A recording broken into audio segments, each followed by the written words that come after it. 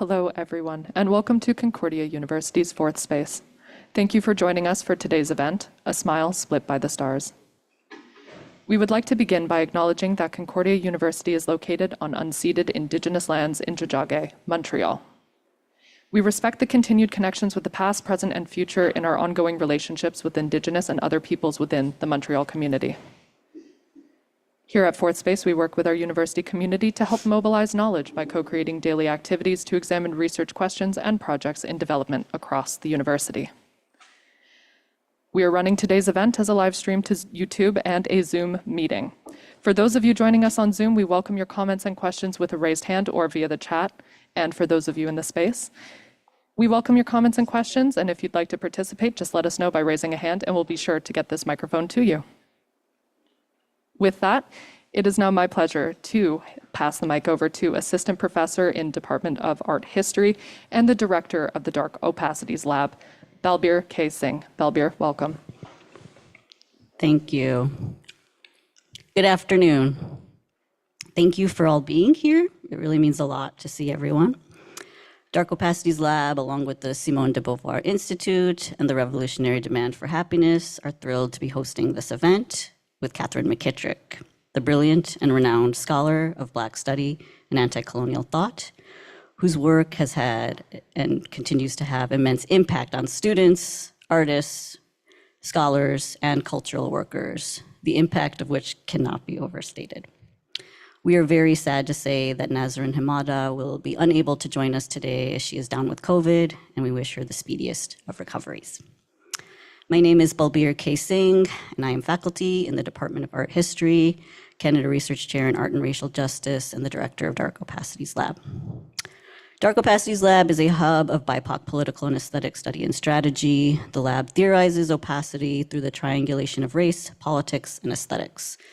From theorizing around redaction to creative trends of color survival strategies, from historicizing visuality, beginning with plantation slavery, and interlocking colonialisms, to envisioning abolitionist tools working against carceral technologies. Dark Opacities Lab engages with the evolving terms of opacity to question the easy and extractive logics at play around race and representation, and to reorient around anti-colonial struggles, global anti-racist social movements, and to center the intersectional and the internationalist. And of course, the lab could not be what it is without the labor, care of its four research assistants, Satyash, Temple, and Somaya. Thank you for all that you do. In particular, I want to give a special note of appreciation to Marlianne, whose organization of this event is not just deeply valued, but who's organizing so much and for so long within the Concordia and Montreal context is so deeply inspiring and motivating. We are so lucky to have you with us in the lab. The Simone de Beauvoir Institute, established in 1978, leads new research, teaching, and thinking on women, gender, and feminism, sexuality, race, oppression, and social justice. In addition to hosting the oldest women's studies program in Canada, in 2019, we began offering a major and minor in interdisciplinary studies in sexuality.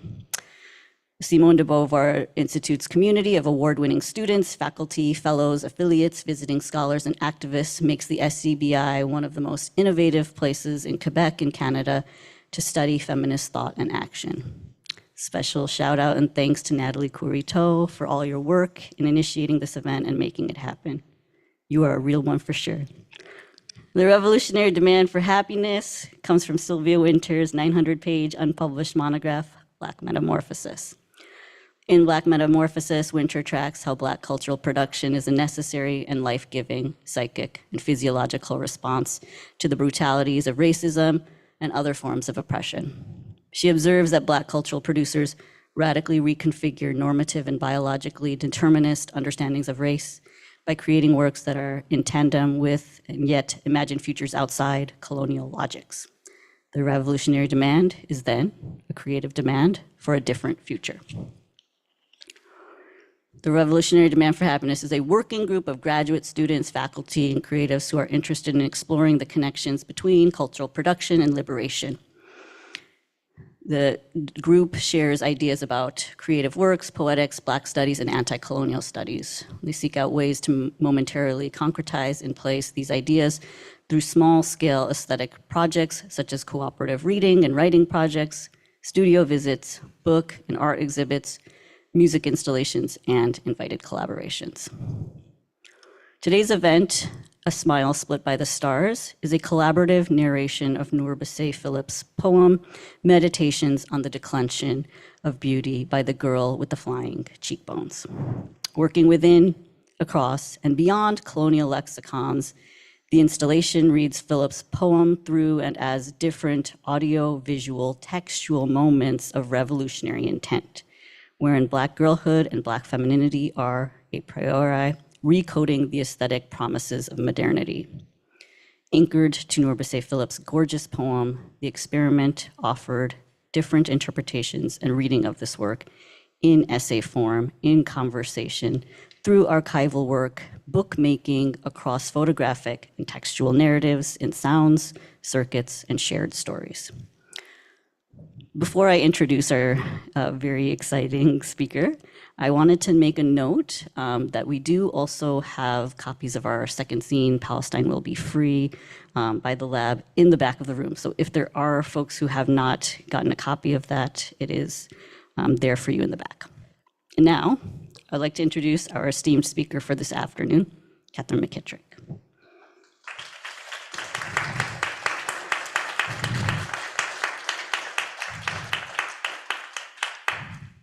Katherine McKittrick is Professor of Gender Studies and Canada Research Chair in Black Studies at Queen's University in Kingston. McKittrick researches in the areas of Black studies, anti-colonial studies, the arts, and critical creative methodologies. Her research and writing centers Black life as empirical, experiential, spatial, and analytical processes, while also drawing attention to how Black creative texts are expressive of anti-colonial politics.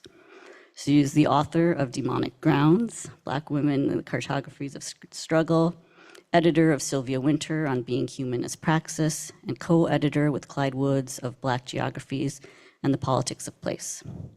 Her most recent work includes Dear Science and Other Stories, Trick Not Telos, 20 Dreams, and these are collaborative works as well, and the triptych honoring nourbeSe Phillips on the Declension of Beauty. She is a member of the American Academy of Arts and Sciences. On a personal note, I must say how genuinely excited I am to have you here in the classroom. Okay, perhaps more specifically in the seminar room. Your work is so vital and grounds us and provides connective tissue between things we know must be considered together or through or with or alongside. The world you build for Black study and anti-colonial study is revelatory, and the care, politics, and ethics at the heart of the work are felt. If I may be so bold as to speak for a collective us, your work is so deeply meaningful for so many of us in the room, and I want to thank you for your writing and your building and your creating of theories, of framings, of studies, and most importantly, of worlds. With that, I will conclude by thanking you so much for being here with us in Jojage, Montreal. The format of today's event will be Katherine's talk, A Smile Split by the Stars, an experiment, and then I will provide a few brief questions for Katherine. And given our reworking of today's event without Nazrin, we will conclude by leaving more than enough time for questions from the audience. Please join me in welcoming Katherine McKittrick.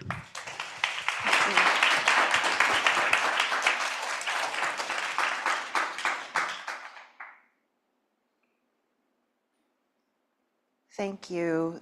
So this slideshow should just, cycle through. So I'm, is it working? Yeah, okay. Thank you. I don't have my glasses on, so I'm like, no clue. And then, anyway, that's something for Q&A. You can ask me about that. Thank you, NKT. Thank you, Balbir, Fourth Space. Thank you for all the people who are doing the tech things. Like, I just walked in and they like mic'd me up and just were like, this is what you need to do. So thank you for that. Simone de Beauvoir Institute, Dark Opacities, the RAs, the people who do the administrative work, Marley Han. So I just want to, I know I didn't catch everybody who does all the work, but thank you for your labor and time and the invitation. I think I'm sad that Nasrin isn't here, sending her all the good vibes and everything. I hope she's resting. She says she's watching, but I hope instead she's like totally resting. So this talk that I'm going to share with you today, I think it's about 30 minutes. Balbir printed it out with me on like very nice paper, unlike what we have at Queen's. So it feels really thick, but I think it's not as thick as it feels. So I have about 30 minutes, and then I'm just checking on the slides to make sure they're going through, and I don't think they are, but anyway, it's okay. You also were, Mona and Melinda also handed out copies of the poem for everybody as a take-home for you to sit with after this talk. The talk I'm giving you today is one of the things that we did for this exhibit was we created a handmade book with Christiane Ordonez and I, and so the talk I'm giving you is the essay that's in that book with some changes and updates based on the exhibit itself. Sorry, I just want to make sure I don't like go over here. So I'm going to begin with a short guide quote from Sylvia Wynter. And she writes in her long essay, We Must Sit Down, I returned because I had no choice. So I'm going to give you, I think, 4 parts to this essay, and part 1 is called The Damage. I began this paper decades ago. Shortly after purchasing She Tries Her Tongue, Her Silence Softly Breaks by nourbeSe Philip. My relationship with this collection is long, and it's anchored to the short poem within, Meditations on the Declension of Beauty by the Girl with the Flying Cheekbones. It's a poem I return to frequently, and my return is often full of unease, a wavering discomfort that is prompted by the poem's form and language. If not, am I? If not, am I not? Strength, split by the stars, beautiful. There are times when I'm unable to read this poem because a wave of anxieties emerge. I do not know how to read this poem. This poem has stolen my heart. This poem has exposed my compulsion for repetition and return. I want to consume this poem. I want to keep this poem for myself. I should never write about something I love so much. I should keep quiet. If I write about this poem, I will destroy this poem. About 4 years ago, maybe 5 now, I started writing, sending nourbeSe Philip emails about this piece. And the notes all sound something like this. Dear nourbeSe, I'm rereading Meditations on the Declension of Beauty by the Girl with the Flying Cheekbones, and it is one of the most beautiful poems I've ever read. Love, Catherine. Each time I read the poem, I must contend with, split by the stars, a smile, a line that touches me so deeply that I'm afraid to write about it, talk about it, or try to understand it. And so I recite it, split by the stars, a smile, and I rewrite it, a smile split by the stars. And I dream of ways to live with it outside the terms of academic proprietorship and other acts of exploitation. How might I share this poem without damaging it?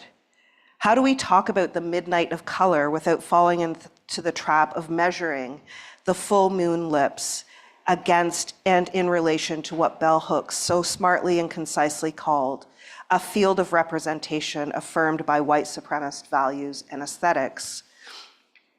today I want to work with this poem and think about how to read it and hear it and share it and talk about it without preparing it for consumption, ownership, or exploitation. So what I'm sharing with you today is an experiment in anti-colonial methodologies, wherein the creative narrative, the poem, is not an object that we grasp and master and interpret anew with the hopes of transforming it into a legitimized scholarly text. The narrative is an activity, a linguistic and lexiconic and sonic activity, in fact, that holds in it what Sylvia Wynter calls revolutionary intention. So the task ahead then is to work out how this poem might not become academically and otherwise fungible. In my research, I'm interested in how the work of Black creatives, scholars, and others can be shared and analyzed as a kind of insurgency. This insurgency does not exoticize and therefore empty out textual content, but rather actualizes it and activates it across normative knowledge systems. That is, across and beyond the field of representation affirmed, as Hooke said, by white supremacist values and aesthetics. So I want to argue that the poet, nourbeSe Philip, and the poem, Meditations on the Declension of Beauty, are revolutionary and rebellious because they quietly invite us to understand that the girl in the poem is, a priori or in advance, a living being who is an active member of a dynamic living system, rather than a concept or a counter-narrative, or an object or a victim of oppression. This means, too, that the ideas that run through the poem, so the girl, the stars, the full moon lips, are not in opposition to whiteness and waiting to attain the approval of colonial actors, but that something else is going on. As nourbeSe recently said to me, I was going through her archives with her just last week, like the archives of this poem specifically, and she said to me, beautiful cannot be as easy as that. It can't be as easy as like a slot of resistance or a slot of celebration or a slot of oppression. Beautiful cannot be as easy as that. And so part of, I think, the work of this poem that I realized after returning to it again and again is that it's hard. It's a difficult poem, but it holds in it the capacity for us as readers to think that it's easy. And to think that we kind of can define the girl in advance and things like that. And I'll get into untangling all of that as I move through. So part two, the list. So to read and share this poem without causing damage, I'm going to talk a little bit about how I came to this essay that I'm sharing with you, and how I came to sort of help. Like how I came to actually, it's a bit of a writing practice thing that I'm going to share with you, like what I did to get to where we are today. To read and share this poem without causing damage, I began working through the concept of poetics of declension. And part of this work involved researching linguistics, language, and grammatical structures, while also recognizing how my capacity to learn this field, linguistics, is actually incredibly limited. And I actually don't have the brain power to like sit around and like think about it. Think about the kind of the intense and socially scientific and scientific particularities of the field. And I think we can talk about this after, but this has to do with like how do we do interdisciplinary work and jump into a different discipline without having the intellectual background to understand it completely. So part of my work was recognizing that my capacity to learn the field is limited, and I hit a wall. At the same time, and taking my cue from the poem itself, I've come to understand a poetics of declension as an interdisciplinary prompt, a place to experiment with words and structure. A poetics of declension pairs my limited knowledge of linguistics, including its history of language and signs and communication, with analytical experimentation. And this led me to develop an expanding list of tools and methods and ideas that I gathered to help me read the poem and come to understand it as an insurgent activity rather than an object. So I'm going to read from the list, basically I just kept kind of adding to it until the essay was finished. So I was like writing the essay, and then I just kept this list like on my desk and then typed it out. So, number one, contextualize linguistic histories and norms, such as declensions more broadly and declensions in Latin more specifically, and other linguistic developments such as the standardization of English where declensions are limited and constrained. Identify and work through grammatical rules that underpin the English language. Understand and reshape colonial lexicons, especially Standard English, by simultaneously naming and destabilizing concretized language patterns. Draw attention to language patterns and vocabulary that are laden with race thinking, especially metaphors, analogies, and other figures of speech that normalize prevailing values and aesthetics vis-a-vis race thinking. Worry about full moon, worry about decay, declination, worry about damage, worry about mad, split, smile, broad, beautiful. Explain how this poem is not a reclamation of English or a counter-narrative that centers us, me, or you within existing hierarchies. This is not a poem that is clamoring for an equal place in existing grim assemblages. It is not a poem that understands beautiful blackness as evidence of some kind of superiority. This is not a poem. This is a poem that loves the stars and remakes the stars. And then I'm not going to read the whole list because I realize it's like really long. It's probably going to go on for 10 pages here. It's not the thick paper, it's the list. So then I started to like look at the etymology of declination, like decline, declination, deteriorate, inflect, turn aside, a courteous refusal. And then it was also like, remember the dictionary definition might be damaging, narrow, or insufficient for the girl. Remember that reliance on like announcing the Wikipedia definition or the OED definition is only part of the story.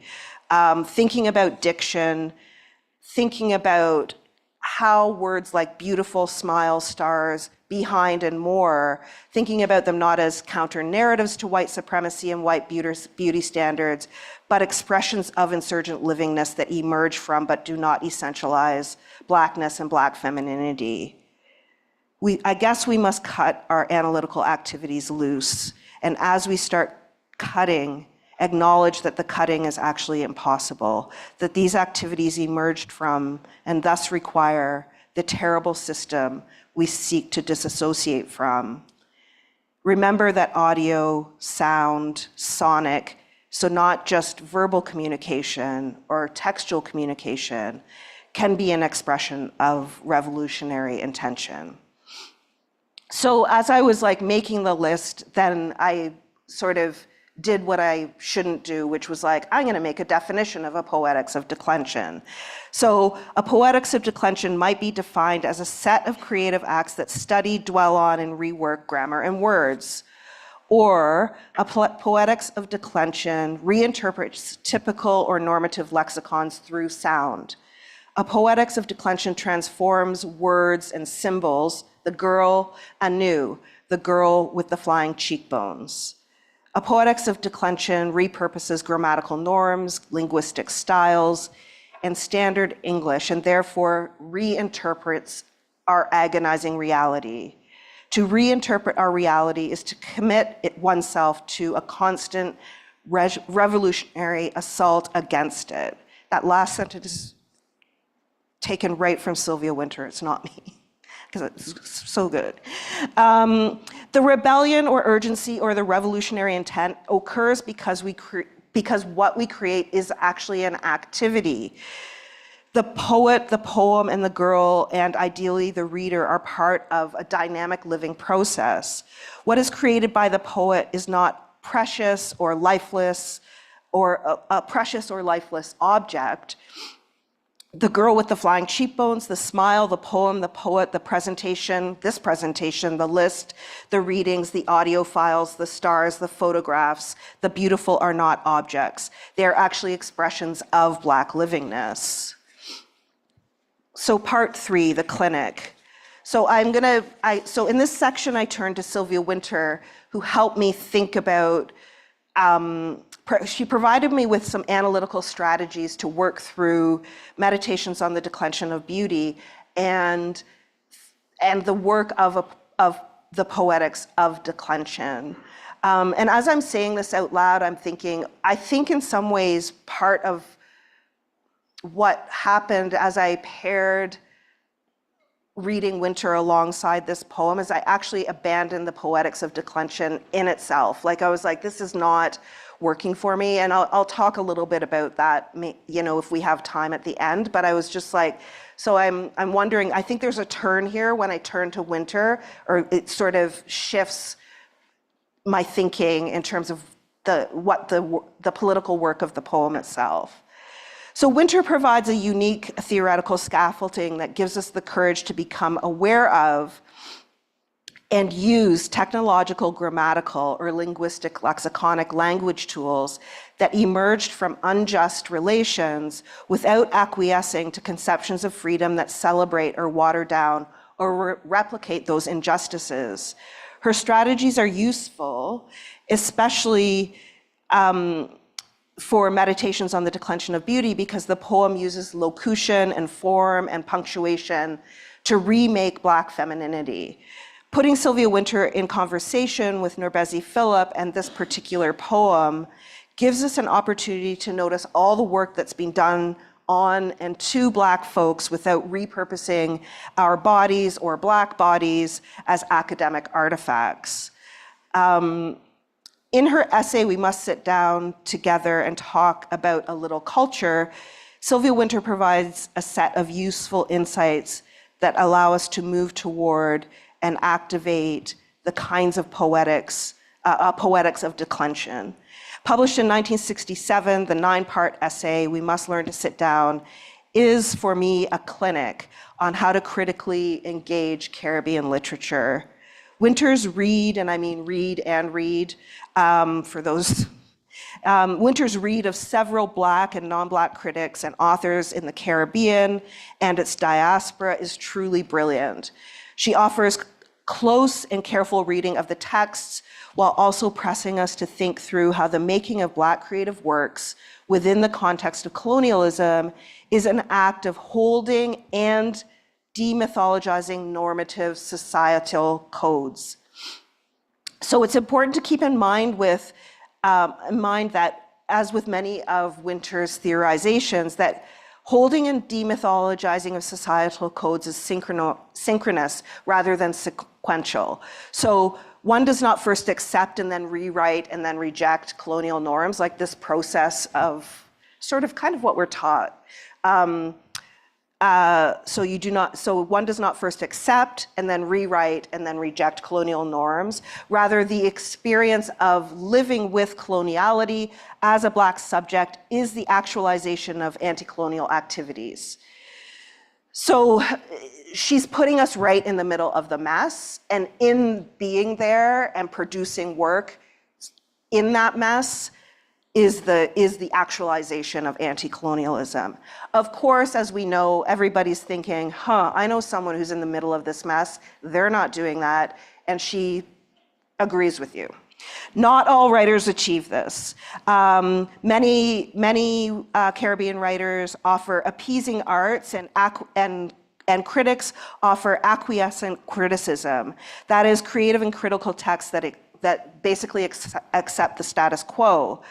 But for her, those who do not accept the status quo, they show us that the experience of living within coloniality and writing and rewriting our world as a Black subject is the actualization of anti-colonial activities. And for Sylvia Wynter, this signals a kind of coming into consciousness. So with an eye on George Lamming's brilliant The Pleasures of Exile, Wynter writes that coming into consciousness is painful precisely because it demands not a total rejection or a total embrace of colonial systems, but the third option of living with and reworking these systems. The pain, if I'm reading her correctly, is in the reciprocity, the actual work of being enveloped by and redefining the promises of modernity, and therefore destabilizing the violence of coloniality by acknowledging the work that colonialism has done on us collectively. That is the longest sentence on the planet. I'll reread it. Should I reread it? I think I will, just because for myself. Okay, so with an eye on George Lamming's The Pleasures of Exile, Wynter writes that coming into consciousness is painful, precisely because it demands not a total rejection or a total embrace of colonial systems, but the third option of living with and reworking these systems.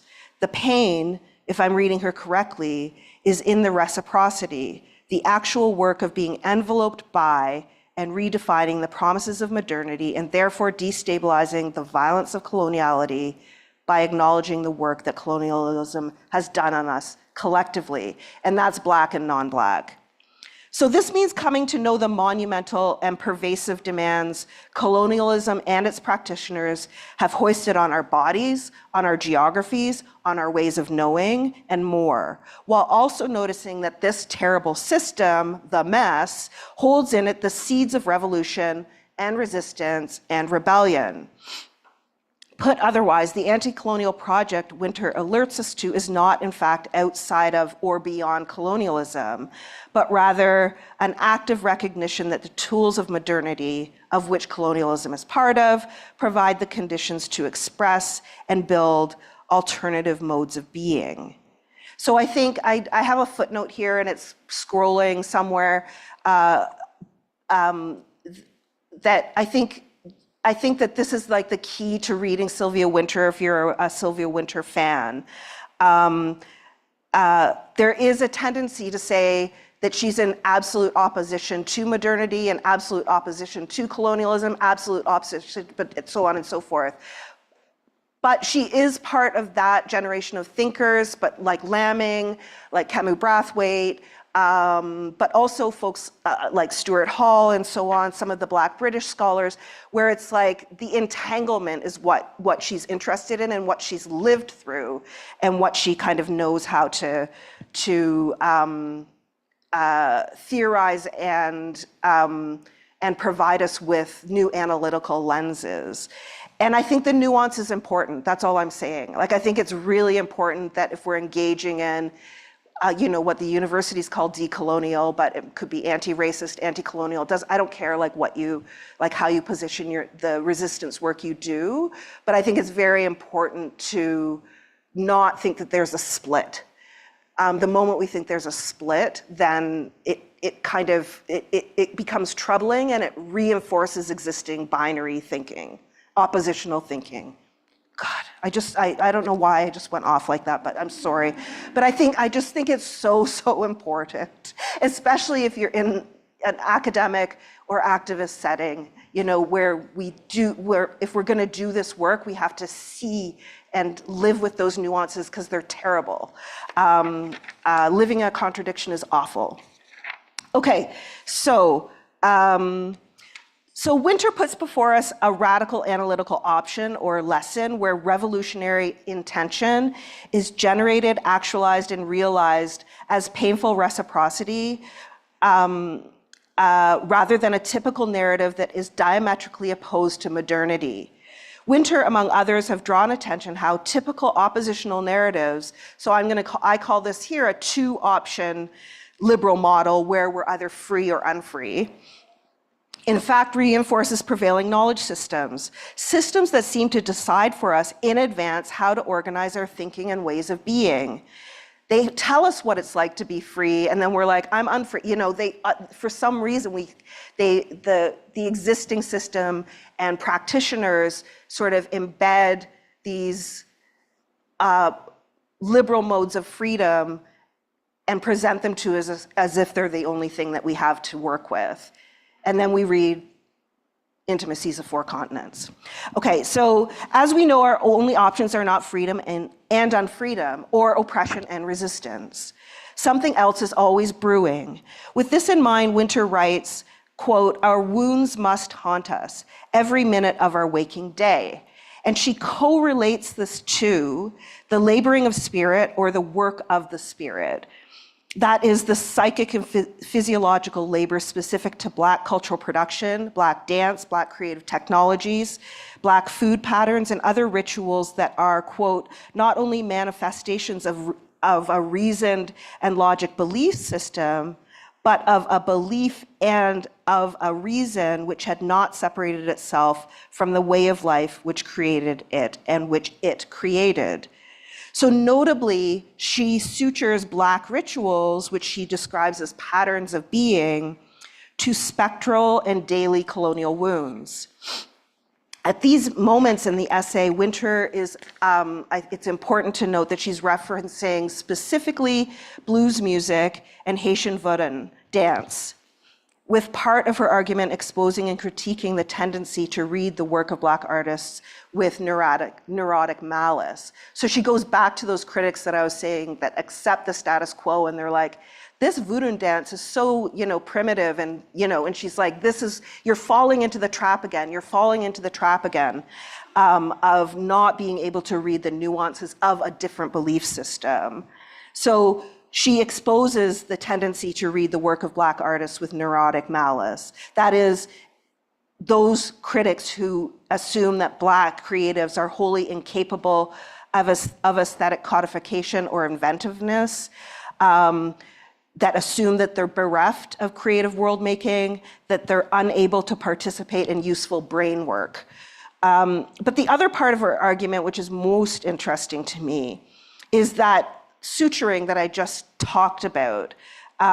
What we witness in the essay We Must Sit Down is not that the particularity of Blackness and Black livingness disappears or becomes murky or is unblackened because of a commitment to a different or third analytical option, but rather that this different or third analytical option boldly emerges from Blackness and Black livingness because it is from this point of view, so that's inside the process but not beholden to it, that revolution takes place.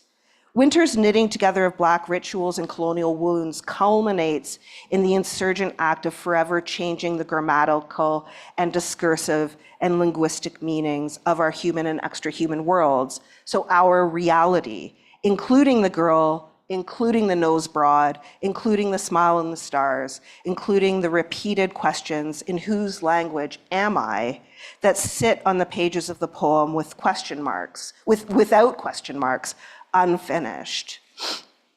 So part 4, beautiful. Sorry, you guys. I just want to make sure I'm not going too long. I'm at 25 minutes, so is everyone doing okay? Okay. Okay. It's all going to come together now. It's going to be great. So putting Sylvia Wynter in conversation with nourbeSe Philip and Meditations on the Declension of Beauty gives us an opportunity to notice all the work that has been done on and to Black folks without repurposing our bodies, or the agonizing term Black bodies, as academic artifacts. It's worth underscoring again that this kind of methodology activates insurgency, rebellion, and revolution in creative text precisely because the analytical lens is conditioned by simultaneously colonial wounds and aesthetic rituals. The insurgency, rebellion, and revolution have the capacity to move the creative text, the audience, the poet, the words, the form. It is important to remind ourselves, though, that this is not an easy process. It's painful and teeming with anxieties and agony, and is so often adjacent to appeasing arts and acquiescent criticism. But we press on, hopefully. So the poem Meditations on the Declension of Beauty has not been written about extensively on its own. Many analyses of the poem read it in concert with Philip's entire collection of poetry, She tries her tongue, her silence softly breaks, which means that it's kind of enveloped by Philip's wider imaginative landscape.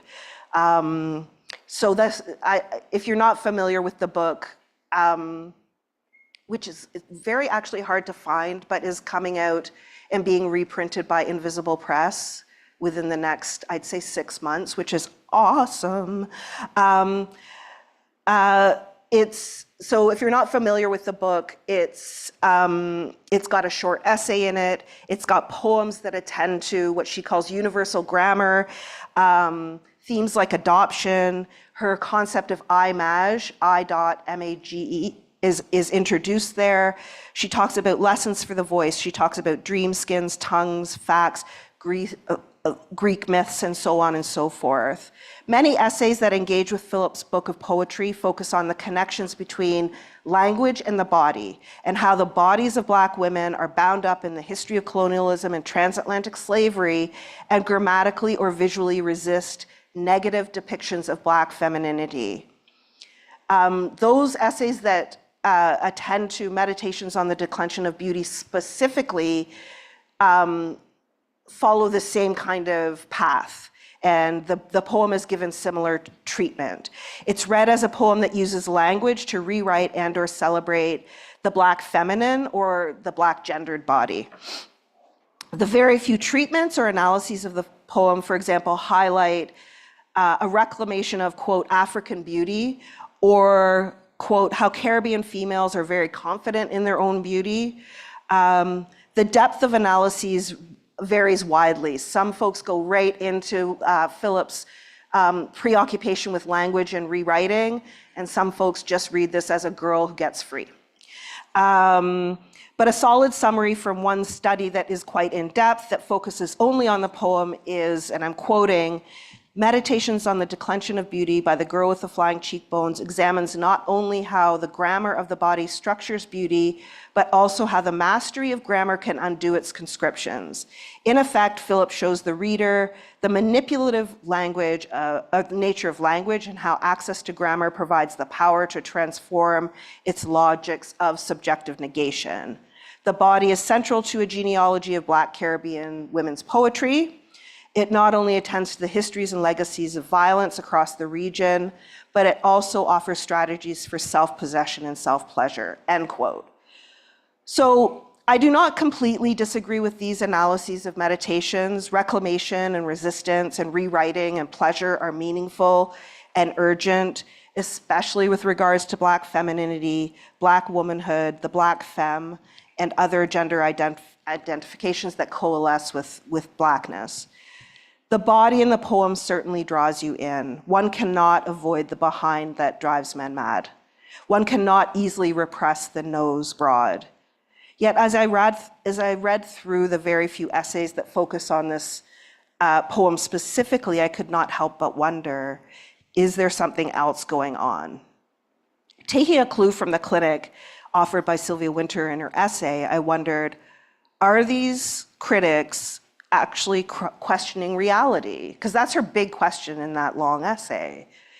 Or are they acquiescing and presenting us with what we already know about Black women and girls? So I briefly returned to the essays on meditations and concluded, I actually cannot live with the claim that after reading the poem, one learns that Black women, this is what one essayist wrote, one learns that Black women discover that they are ugly. Right? So I cannot live with the ugly African beauty who is very confident in her own beauty. I also do not believe that, as some essayists argue, that the girl is a non-being or a negation. I do not trust this kind of analysis wherein the girl with the flying cheekbones is initially erased, a nobody, a negated subjectivity, and then magically recuperated as a fully formed autonomous citizen of the world, chilling with the normies and the normative beauty standards. The work of obliterating Black femininity is a desire and an act of violence, to be sure. But the logic that the girl is already a non-being, that she is nothing and becomes something, negates her in advance. The analytical lens actually objectifies her and kills her, conceptually and otherwise, before she's even written. So it is herein, I think, that damage foments, not through or on because of the Black body per se, but rather through the psychic and otherwise attachment to the only conceptual figure available to us, the Black body, or in this case, the ugly, negated African beauty that is, not who is, but that is only forever corporeal and unliving and object. So the conceptual figure, the Black or the Caribbean body, Black femininity, whatever, assumes objectification, not because we willfully despise her or want to harm them. Although I will argue in some cases, in lots of cases, academics do use the academic forum because they despise Black femininity and Black femmes and so on and so forth. So I'm not saying that doesn't happen, just to be clear. But I think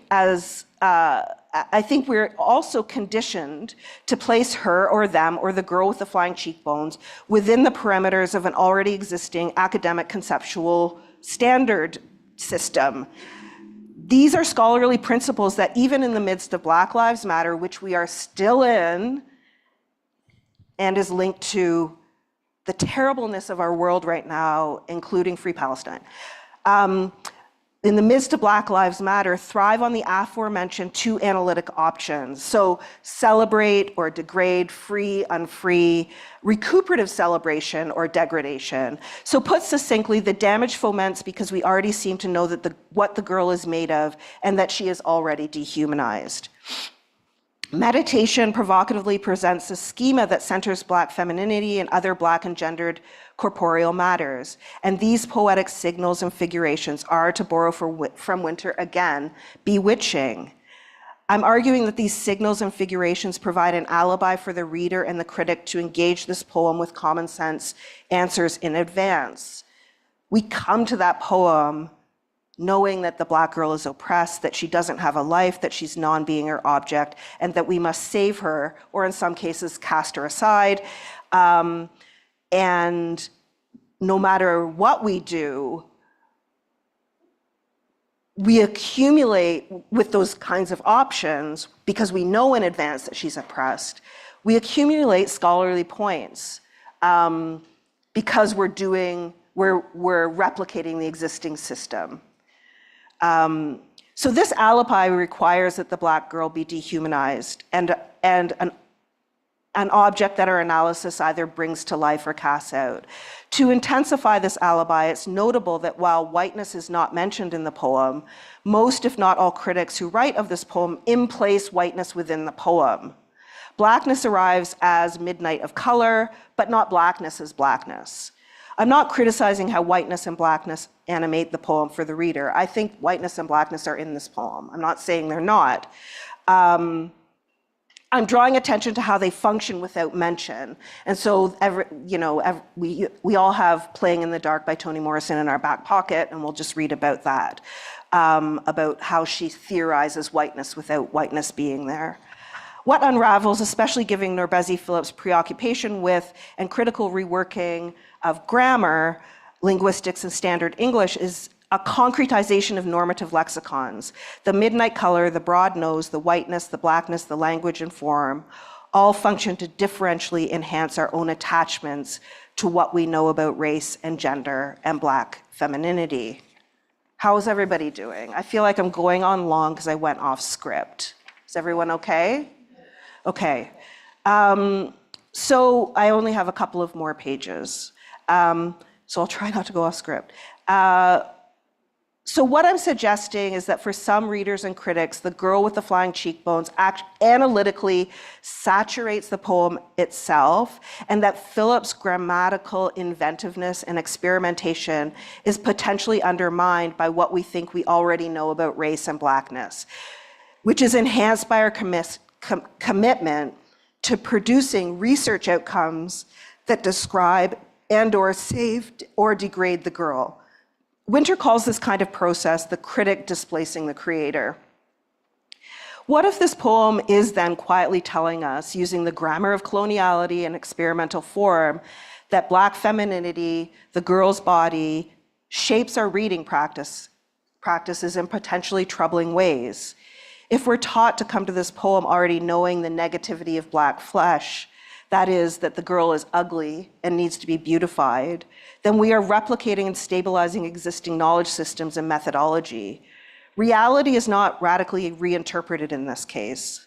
Perhaps then the message of the poem is to come to terms with the monumental conceptual and descriptive weight that is placed on the girl, all Black girls actually, and then take a leap beyond our typical analytical principles and focus not on what the girl is, but rather who and where the girl is, poetically and creatively and imaginatively, and thus what she activates.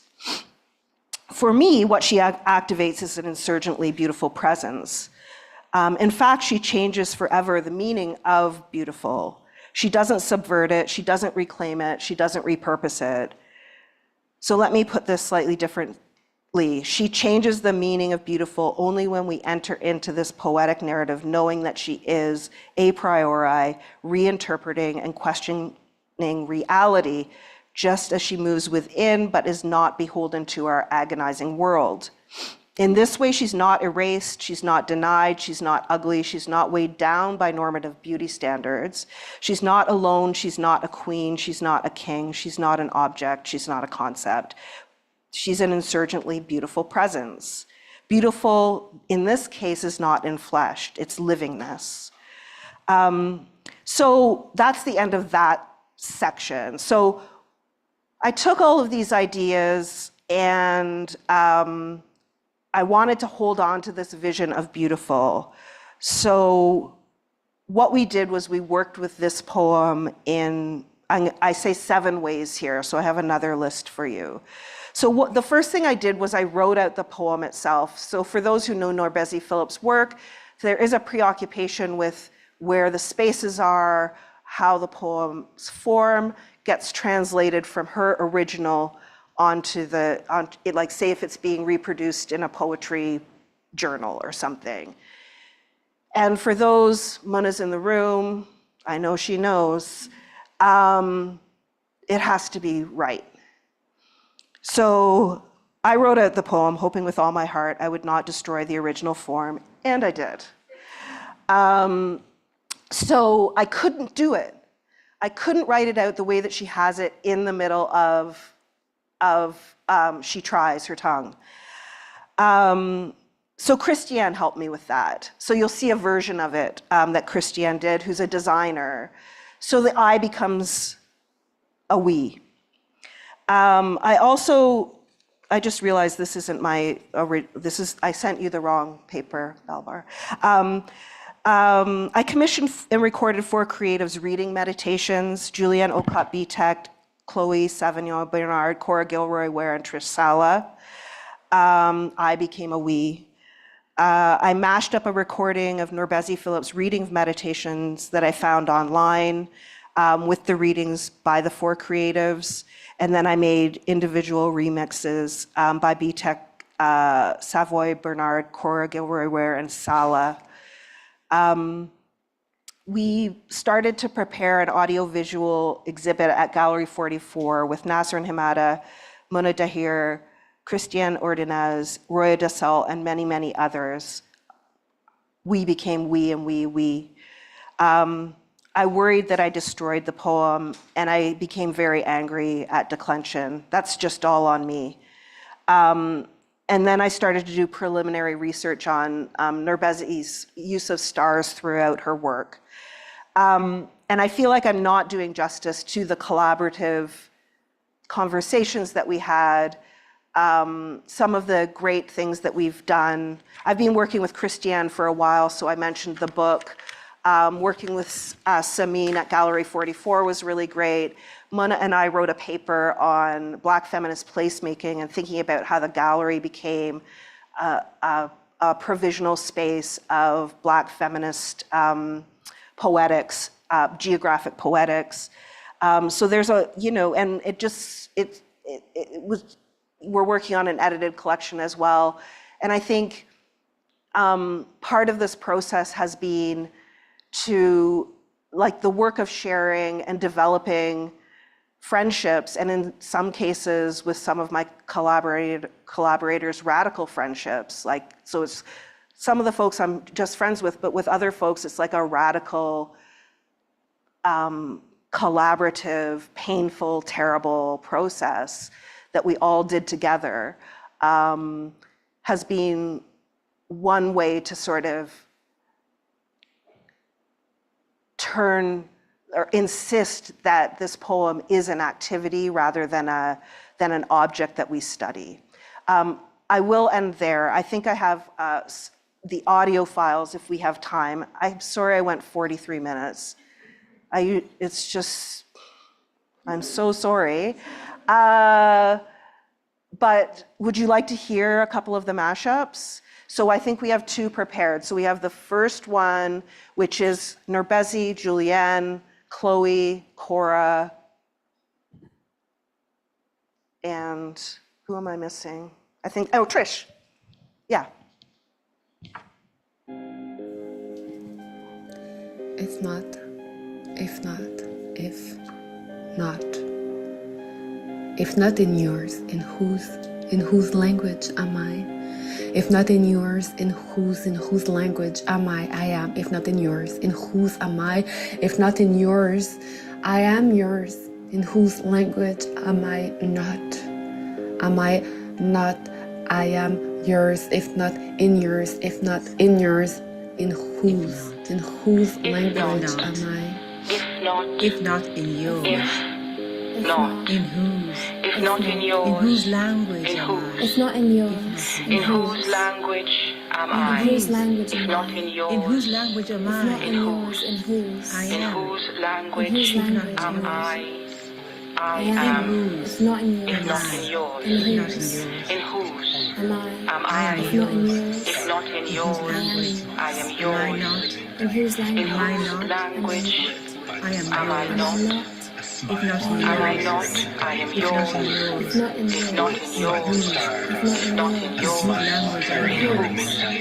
In in whose whose language language am am With the I? flying cheekbones, Girl with the Girl with flying the flying cheekbones. cheekbones. I am. She Woman is. She with the is. behind that I am. drives men mad. Woman with And the if With the not in behind behind yours, that drives that men drives where mad. is the men woman with mad. the And if not in And yours, if not in yours, where is the woman where with the is the nose woman broad with as the the whose nose strength? language broad is as the the man If strength? not in yours, If not in in yours, whose language is in the whose man with the language full moon is the lips, man with carrying the the full midnight of moon color, lips, split by the carrying the midnight stars, of color, a smile? split If by not the in stars, yours, Am I in not? whose? smile.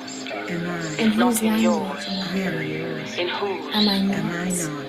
In whose Am I language yours? am I? I am Am yours. Am I I? not? I Am am. I Am not? I? If I not am in I am yours. yours. in Am I whose? not? Am I? I In am whose yours. language I am. am Am I? I? If I If not not in in am. yours, yours, in whose? If not in beautiful. yours, In whose in language am whose? I? In whose If language not in am I? yours, If not in beautiful. yours, beautiful. So we'll hear one more. Is that okay? So we'll hear Cora's.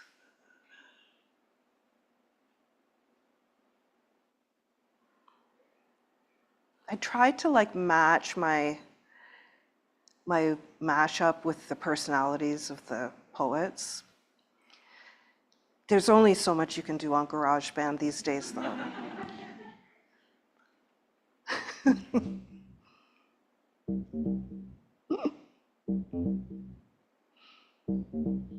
If not, if not, if not. If not in yours, in whose? In whose language am I? If not in yours, in whose? In whose language am I? I am. If not in yours, in whose? Am I? If not in yours, I am yours. In whose language am I not? Am I not? I am yours. If not in yours, if not in yours, in whose? In whose language am I? Girl with the flying cheekbones. She is, I am. woman with the behind that drives men mad. And if not in yours, where is the woman with a nose broad as her strength? If not in yours, in whose language is the man with the full moon lips, carrying the midnight of color, split by the stars, a smile? If not in yours, in whose? In whose language am I? Am I not? Am I? I am yours. Am I not? I am yours. Am I? I am. If not in yours, in whose? In whose language am I? If not in yours, beautiful.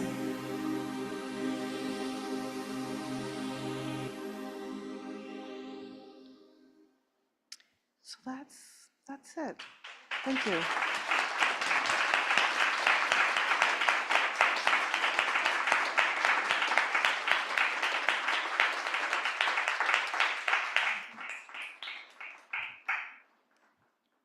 I think I don't talk too much about the exhibit, and you can see it on the slides, but we had the audio on a loop, and then you went into a room, and there was a slideshow with nourbeSe's archives that she so generously shared with us, analog slides, and then the large poem on the wall, and then the posters, which will come up, that you could take off the wall and take with you. That were pieces and fragments of the poem. And I think that's sort of the main components. Mana, I think there wasn't, did I miss something? Oh, the large photos. There were huge photos too of two pieces of nourbeSe's archives. One that had a piece of paper where she had typed out "just love is a discipline," and then one which is so, and then the other one was an early version of "The Girl with the Flying Cheekbones" with her written notes on it. Yeah. Thank you, Catherine. Can we give Catherine one more round of applause for such a great...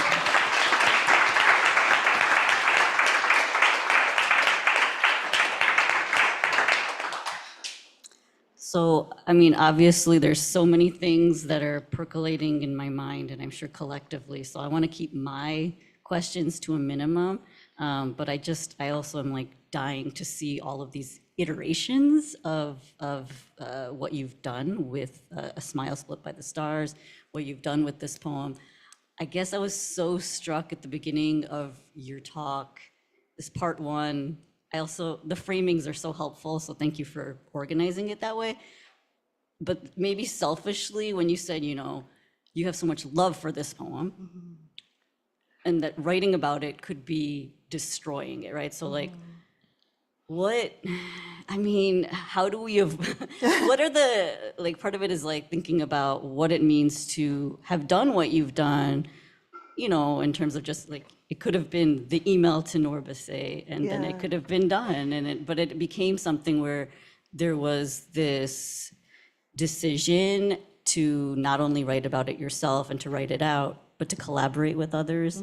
What that process is of also like how your work with this singular poem, what it does in terms of like not destroying it, but actually creating something else, like what it means to also build a world around something that, from a singular poem, you build around it, you collaborate, you have these amazing recordings, and maybe we'll have time for more of them. But I am curious, just like in terms of like that process, because it's something like, I feel that, right? When I heard that, I was like, yes, this is exactly the problem of like, you love something and then you write about it as an academic, as a, also think about it as an interlocutor, right?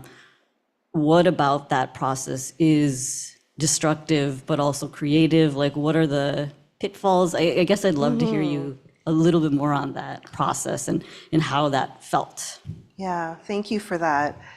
There's a lot. Like, as I said, I was preoccupied with the poem, and one of the reasons I was preoccupied is because when I read it, I kept falling into the trap of wanting to save the girl. right? So I, you know, and I think I had to grow intellectually in order to write about it in a way that was not exploitative. And also do a lot of readings, right? Like just, you know, sort of gather ideas about, over years, about like how we think about representation or how we think about race and Black femininity. And so in some ways I feel like I had to like grow into a world that allowed me to have a conversation with myself, but also with colleagues about the poem. The other thing I think that is, that was important, well, I mean, I guess, sorry, just to finish that thought, every time I went in, I fell into the trap, I felt like I was destroying the poem and the girl, and I didn't want to do that. I wanted to avoid it so much. And I think that this is the lesson that nourbeSe gives us, but also Sylvia Wynter. Don't do it, Catherine. Don't do it. Don't write that. Don't write that she's ugly and then becomes beautiful, because it's too easy. And so I think that this is our job as academics to kind of, you know, sit with the trap and spend immense amount of time avoiding it and rewriting the work and rewriting our own worlds. There's also, part of this came together really, really organically.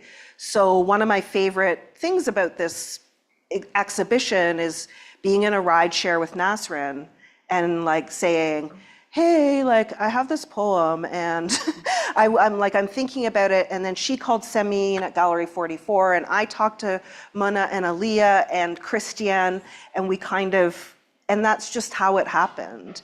And we worked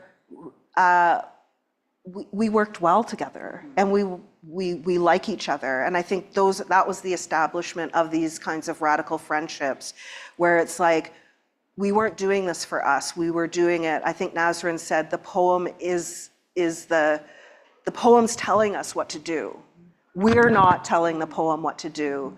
And so there is that shift where the creative text becomes the actor and the analytical text and kind of tells us what path to follow. And yeah, that can kind of sound somewhat cheesy, right? Like I think that we could sort of drift off into, and then I read the poem and I was free. Which would be great, but I think all of us, the way that we sort of organize ourselves and understand the world around us, that we can't fall, we won't, that's not how the poem functions. So thinking about the poem as the artist was really great. And then I guess the third and last point is those recordings. So I just was like, oh, I gotta, find some poets. And Julianne's office is next to mine, and Trish's is one down. But also they're both award-winning poets. Chloe is as well, and Cora, who I adore, who's also a creative. And so, so I said, just record, I had all these other plans, like I'm gonna come to where you live and I'm gonna record it, and it's gonna be like a whole high-tech thing. And then I was like, just record it on your phone. Right? Like it's like, and they did. And the first one I got was Julianne's. And when I heard her read that poem, I fell over because it's not how I heard the poem when I'd read it to myself. And then the others came in, like Trish's, and then I found nourbeSe's online. And I thought, all of these voices reinterpret the possibility of Black femininity in ways that I can't even speak of. Just the way they say it, the way they say the word beautiful, or the way they say smile, it just shifts the intellectual kind of creative work of that poem itself. So, and I was absolutely floored. Like I just couldn't believe, like if you listen to Chloe's, she reads that poem in like 1 second. It's so damn fast. And she doesn't take the breaths that kind of are demanded of the poem in terms of form. And her decision to do that changes everything. So yeah, I could talk about it forever. Sorry, you guys. No, and I think that these questions will just please feel free to, do your thing, right? But part of it is, the concern for the girl, the way you put it as worry, right? And I think the way that you're talking about the worries that you had in even doing this work as kind of like, I mean, to me, it's like an example of how to engage in reading not only practices that are careful and attentive, but like show a concern that is about a particular ethics, right? An ethics of approaching texts that do have, there's the fear of getting it wrong. There's the fear of doing, I think you put it, I'm not, my notes are all over the place, but the way that there is this fear of the critics questioning reality, right? Like the way that you put it that way, of not providing harmful responses to this poem that also show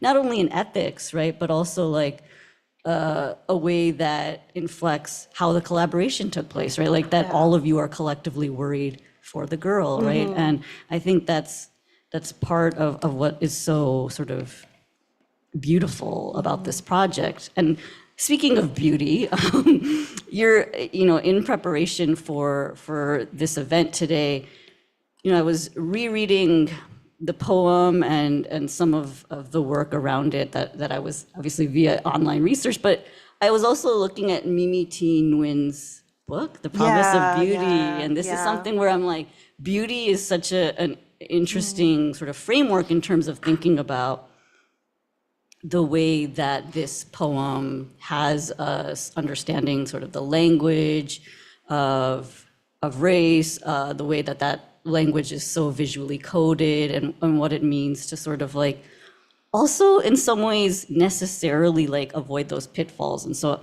I am curious about the question of beauty in the text and the way that you're sort of approaching it with that kind of like ethics in mind. I don't know if that question totally gels, but there are like so many constellations of thought happening. I haven't read Mimi's book, and I want it desperately for this project, like for the different iterations that we're doing. Plus, she's very cool and super smart. So, but I can't kind of speak to that right now.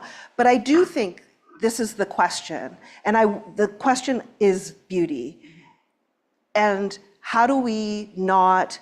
And I think this is what I learned from using that kind of Wynter-esque lens, but also having conversations with my comrades and colleagues and friends while we were doing this, is that what if this poem isn't about beauty, right? And I think that's it. What if when we say the word beauty, how quickly do we get caught up in and recenter dominant beauty standards or white beauty standards or whatever it's being called these days?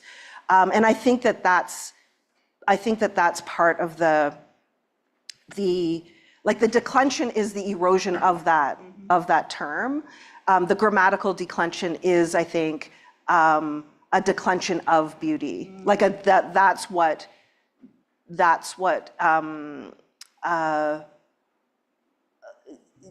nourbeSe is doing. And I think, and I'm very fortunate that I just, like I said last week, was talking to her about this, and she was talking about how the beautiful is the end of the equation. The first parts of the poem are the equation, and then the beautiful is this almost like the solution. And it's not beauty that's solution, it's not the girl that's the solution, it's actually, I think, a kind of existential understanding, and I mean experiential understanding of beautiful as not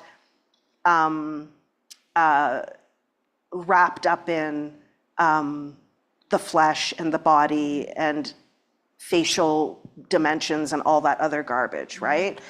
And I think that's important. So one of the things, I'm sorry, Mona, if I keep bringing you up, but Mona's here and she works with nourbeSe really closely, and she put it so beautifully in the paper that we wrote together, the practice, and I won't be able to say it as well, but what nourbeSe does with words is she works and works and works and works them till they become something else. Is that right, Mona? they become something else completely. And she does that through form, through repetition, and things like that. So if we read beauty through her, that kind of methodology, it demands that we do something, that we go along with that reading for the ride, if that makes sense. Yeah.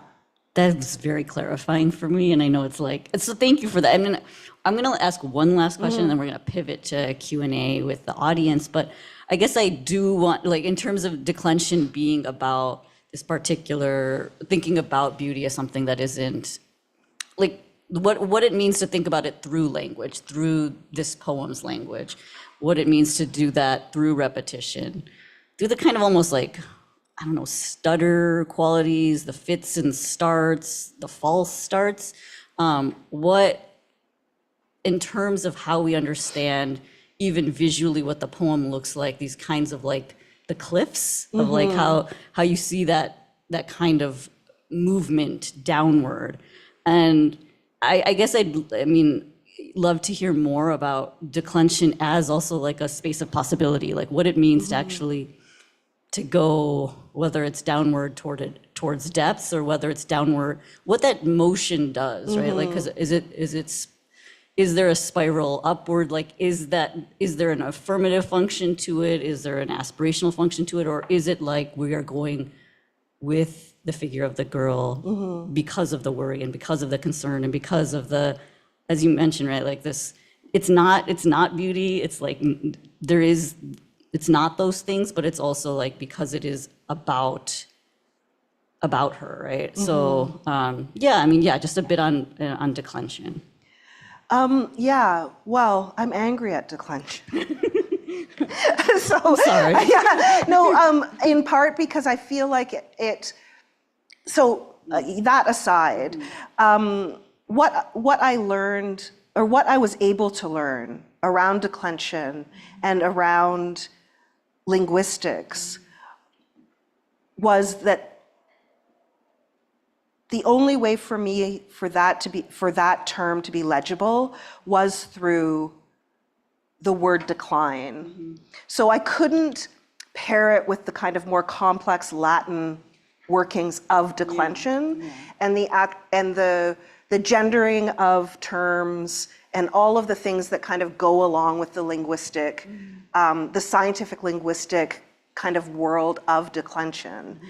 And I also learned in that process that the English language, that declension in the English language is very different than obviously Latin and French and so on and so forth. And it has fewer declensions. And so one of the things that, I mean, I think in a generalized way, the way that it works for me is that it like I said earlier, it is an act or an activity that is about eroding or shifting or being aware of the noun or the verb, and that nourbeSe's work in that declension, or her decision to put that in the title, is a clue about how the word functions outside of those kind of English, the transparency of language, that it has to be a kind of a rich, like each word has to have a rich texture to it. Yeah, I mean, it's really, for me, it's very, very hard. Like the more I've worked with her archive and with her, I mean, I've been working with her for her work, not with her one-on-one, for 25 years. And so it's also what happens if you apply declension to that body, right? That body that permeates feminist thought and Black feminist thought so much. And I think that that's also a lesson in kind of recognizing its currency, its analytical currency, as you decline that meaning. So to me, it's always that simultaneity. But I don't, I also am like happy to say, I don't know if I'm getting it right. Like, I don't know. And that was the beauty of collaboration, is like, it wasn't about getting it right. It's about how do we like have this conversation where we don't throw that girl under the bus analytically? Thank you, Yeah. Catherine. That's such a generous response. And I think it also speaks to, I'm just thinking about my own reading of Dear Science and like the way that hearing you speak today, the way that what you've done, with this poem, with your collaborators, with Muna in the room and others, I think that's part of just the deep appreciation for your work of also like writing, texts and doing this particular kind of like work that also does like build worlds, right? It builds examples. And I just want to thank you for that because it does really show the level of like care and attention and a really a particular kind of ethical model of scholarship. And also the fact that you're like, I don't know if I'm getting it right. Like hearing that, I'm like, thank you. Like saying that is so affirming because it is the constant worry for what we approach and what we care for and not destroying it and not violating it and doing that with exactitude and also knowing if we may not still be getting it right. So thank you for that. So I wanted to turn to audience question and answer if there are folks believe that, we have an extra microphone, so. Yeah, just a reminder for people on both sides of the screen. If you have a question, please raise your hand. I will bring this microphone to you just so that people can hear you. And for those joining us on Zoom, if you have a question, feel free to raise your hand or pop your question into the chat. We'll read them out. So does anyone have any questions?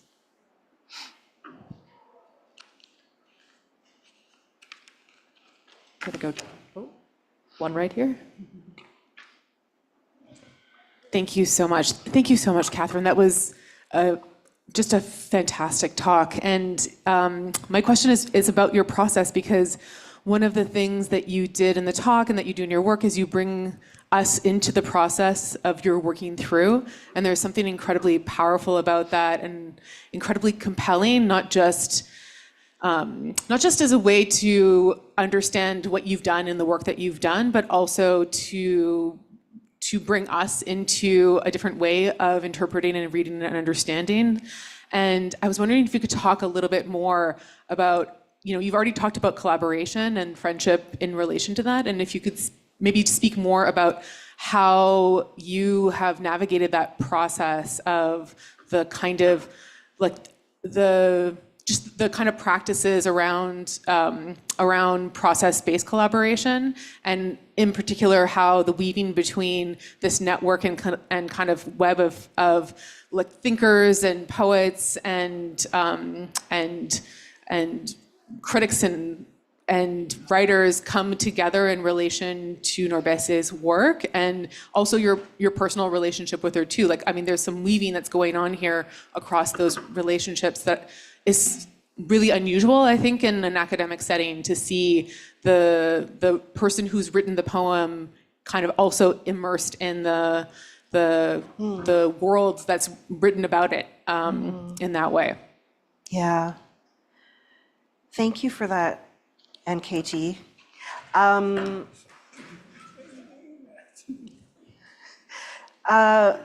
Yeah, I think so.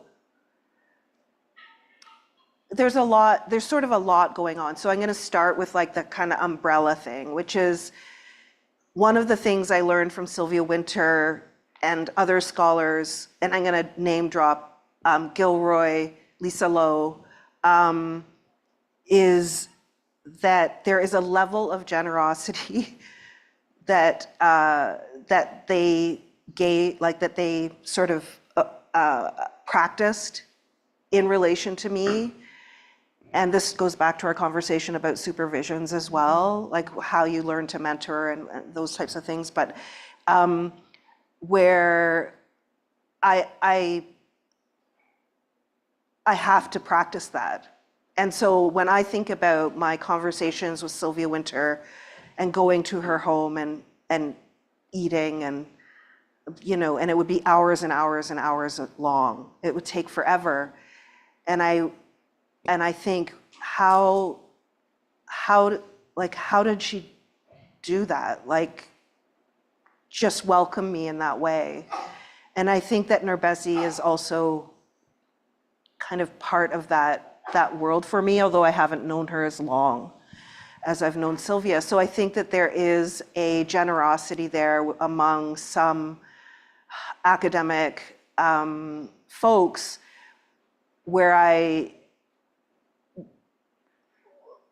and I think I say this in Dear Science, but I'm not sure, where I'm like, the world doesn't have to be that way. The way the catty, bitchy, backstabby bullshit competitiveness of the academic landscape, it can actually be having lunch with someone and collaborating in a really sort of, in a way, and that doesn't mean it's perfect. It means that it's, as I said earlier, terrible. But I think that that's like the umbrella that I've worked under because I've learned from these more senior scholars about that. That's why I write letters for people I don't teach, right? If I meet them at a conference and things like that, not everyone, there's a process to it, but there is also that generosity there. So I think that that's part of the process of making this project is informed by that, where it's like, I can't master this poem.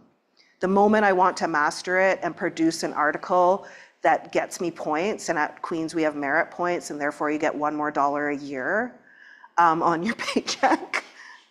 The moment I start to kind of buy into that system, the moment I'm going to like fall apart. So I think that's part of it.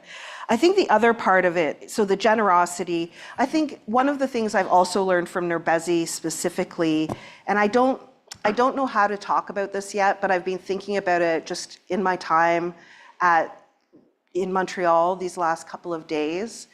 And it is about the question of consent. And I know I talk about that through citation in my work, but there is a tendency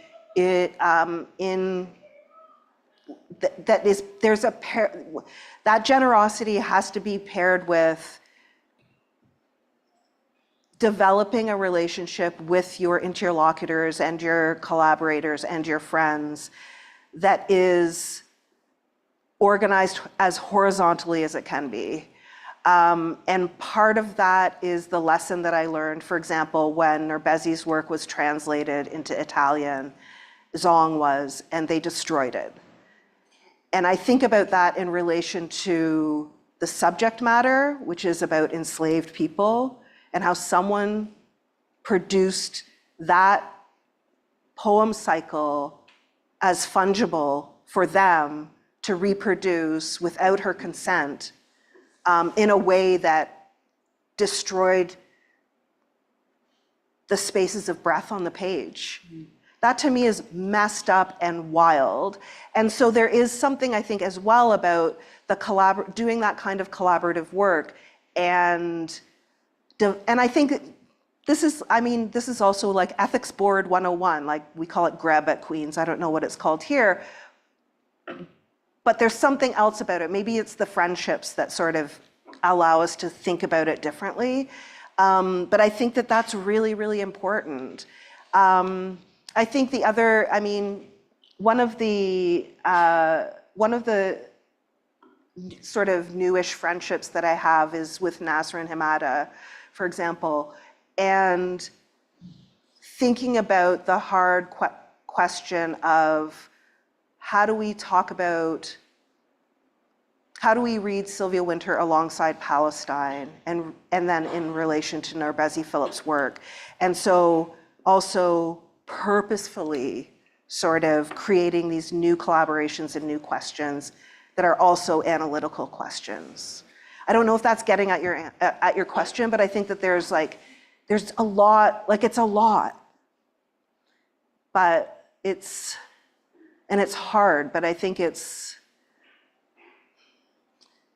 with this project I also learned, we talk a lot about practice and praxis, and it's like, how do we actually build something that's concrete? Like, instead of just talking about this poem as academics, how can my son, who, go in there and pull a poster off the wall And so like, how do we understand this across different registers as well, and different abilities and different, yeah. So there, yeah. I hope that's helpful. Oh.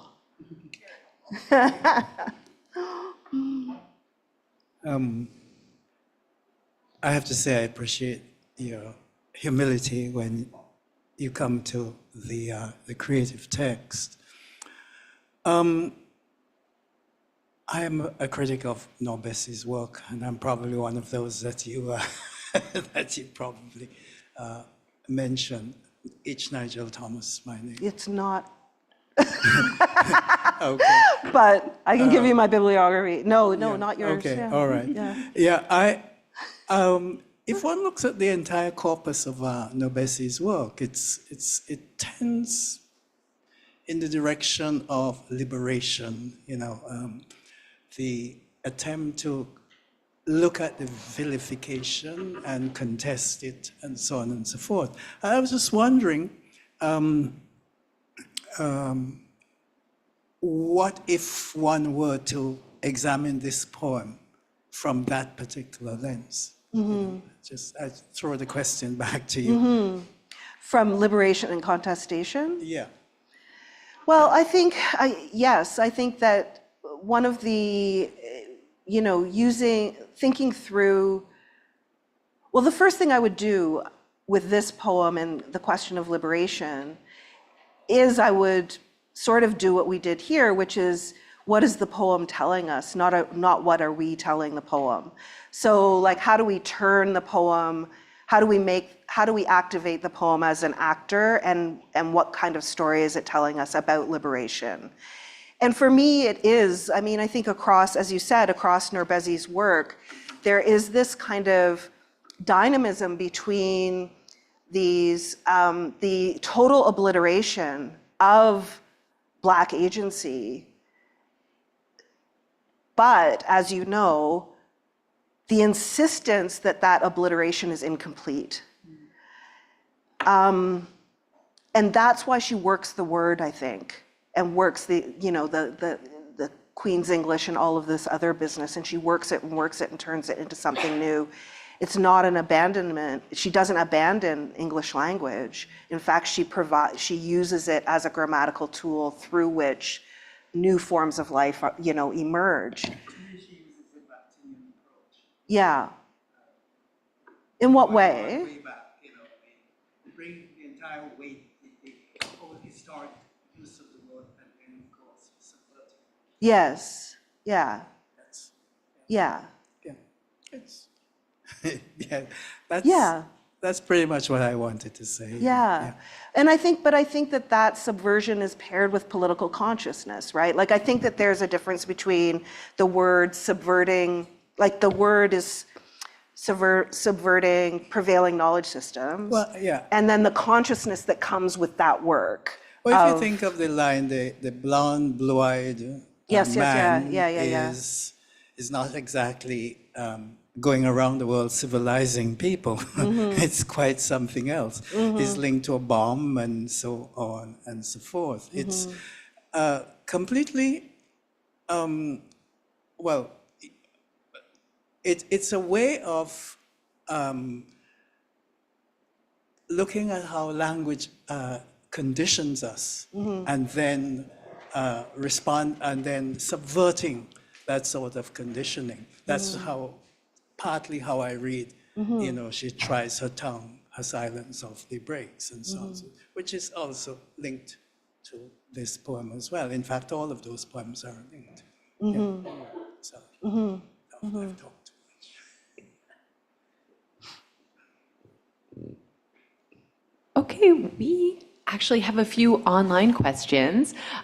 So first up, Nazrin, if you would like to turn on your microphone or your camera, it's up to you. You can go ahead and ask your question. Hi, can you hear me? Can you hear me okay? Nazrin, are you there? I am, I saw you I'm turn on your here. camera. Oh no, I don't want to turn my camera on. Oh, do I have to turn my camera on? Wait, can you hear me now? Oh, I think we might be having some trouble hearing you, Nazrin. Yeah, I can't. It's not working. Hello? Interesting. We're just going to work to fix that. Give us a second.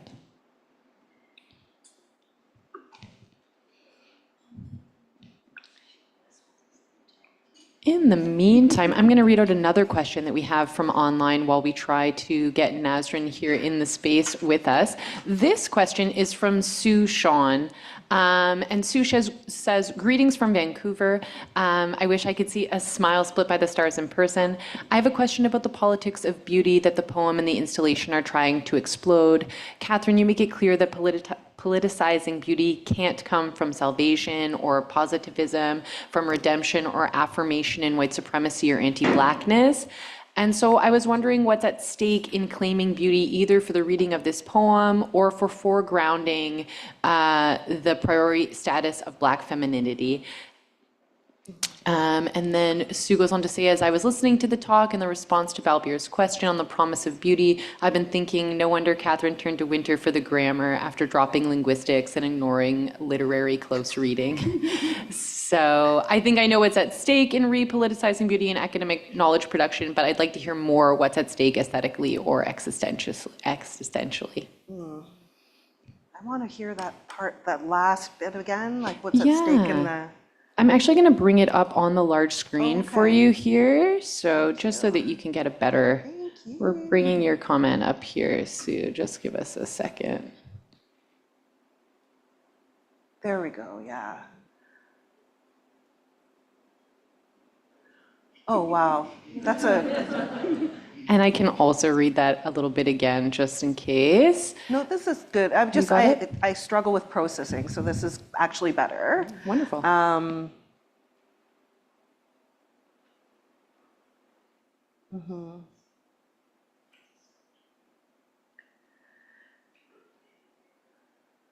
So I think, I mean, again, like,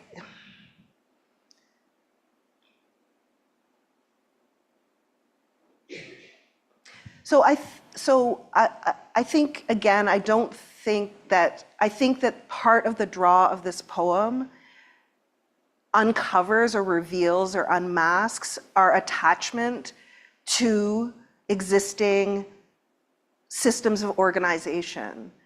And I think that to attach ourselves to beauty necessarily means that we're going to be in a conversation about who's more beautiful than the other person. And then that, in a sense, displaces the kind of work that nourbeSe is doing. As you said, H. Nigel Thomas, subverting these kind of grander grammatical processes or words or whatever. So I do think that, so for me, I think what's at stake in repoliticizing beauty and academic knowledge production, I think that is the wrong entryway into this poem. I think a different entryway that I'm trying to kind of work out with you here is, what if we don't know what that is in advance? We already know in advance what it is. It's like Kim Kardashian's ass, right? Like, or whatever. Or Beyonce with her like really, really blonde hair, or Taylor Swift. I don't know, whatever you need, we know in advance, like we have a psychic understanding of what dominant beauty standards are. That's why we read bell hooks, right? She tells us all of that, so we don't have to sit around and like chit chat about it. I think that the question that I'm asking of this poem is, how does this poem unmask our attachments to that kind of argument? And what does that do to Black femininity, Black femmes, Black women, Black girls? And what it does is it tells us grammatically, intellectually, et cetera, that in advance, they are not human, they are objects. Part of the work of this poem is, why does she, first of all, why are there no question marks? In whose language am I? So there's also like that openness in terms of the form that she's using, but I think that part of it also is that we're asking the wrong questions of Black women. We're hoisting an entire history upon them and asking them to answer what this is. So I think that to me, that's sort of what's at stake, which is, and I have a PhD in what was then called women's studies, and I teach in gender, in our department it's called gender studies, but it's like your women, feminists, whatever. It differs from institution to institution. And at the undergraduate level, the primary question is always about the body, which is fine. I mean, you do an intro to gender studies and you teach people that race and gender are socially constructed and so on and so forth. But they're also, for those of you who teach in those classes, we notice that kind of conversation can sustain, like that's the only thing that's sustained and sticks with many, many of the students. And it could be around disability studies, it could be around queerness, it could be around race, whatever, colonialism, indigeneity, it doesn't matter. That what kind of centers the big question is the body, which is fine. But for me, I'm like, how does that replicate our own attachments to understanding an individual kind of object as the thing that's going to get us free? And then what happens when we put a Black girl in that body? So for me, it's also like those kinds of, it is about those psychic desires that we have in the work that we do, which replicate how things already are. They don't reinterpret reality. We know that Black girls are oppressed. And if we don't, leave this room, right? Like, I'm being serious, like we know this. So it's like, how do we ask ourselves a different question where it's like, what is it that she can impart in terms of getting free? And those types of things. And so that's sort of, I don't know if that answers your question, but I feel like that beauty, and I'm working this out in front of you right now, so I apologize if it's a bit all over the place, but I think that's one of the many functions of this poem, is to say, what are you doing with this word and this girl? And why do you immediately think that she's unbeautiful? What if in advance she's something else? So I don't know. That's where I am. I'm not sure if you caught that, but Sue sent a little heart emoji after your answer. So Yeah. Thank you. Thank you for the great question. And Nazrin, I think we're going to try again. I know that people are hearing you on Zoom, but we just weren't hearing you in the space. So if you want to give that another go, we've toggled some things. Hopefully, Hello? we will hear you. Can you hear me now? No, it's not working. Unfortunately, we can only hear you on the Zoom.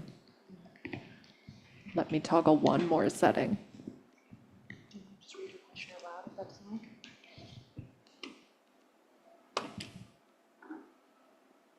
One more attempt, please.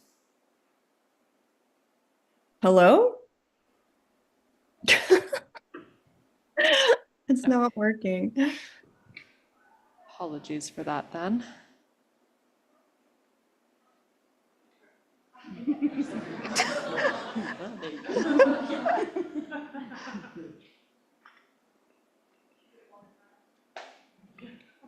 I'll ask Catherine later. In the meantime, does anyone here have a question? Yes. Thank you. Hi, I'll stand up so you can see me.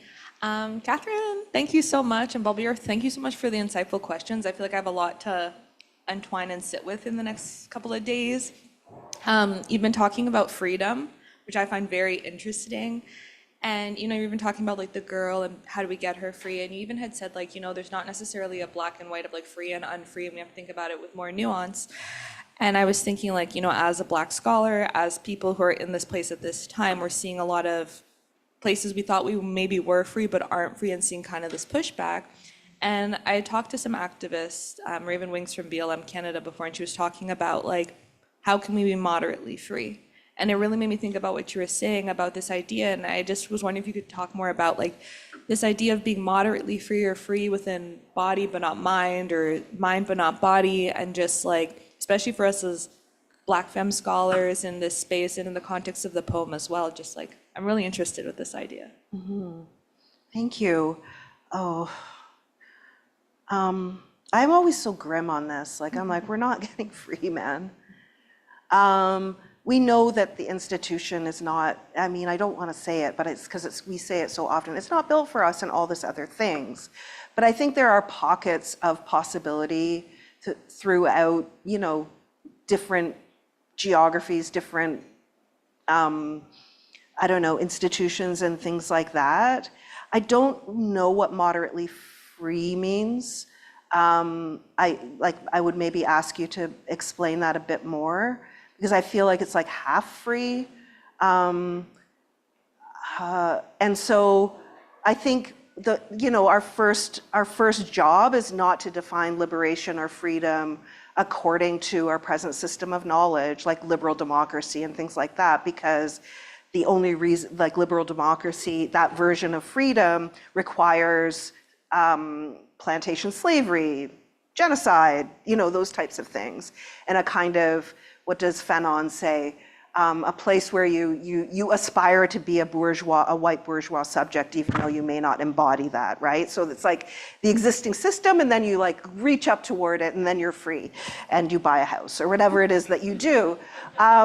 So I think so the first thing I think the kind of like intellectual political work that we do is sort of not understanding freedom in a way that we've been taught, which is through racial capitalism and dispossession by accumulation. That's, I think, what like a normative understanding of freedom. Once we sort of rethink that version of freedom, or abandon it, I think that's when the third option emerges. And I think that third option probably shifts according to time and place, but I do think that it is a destabilization of,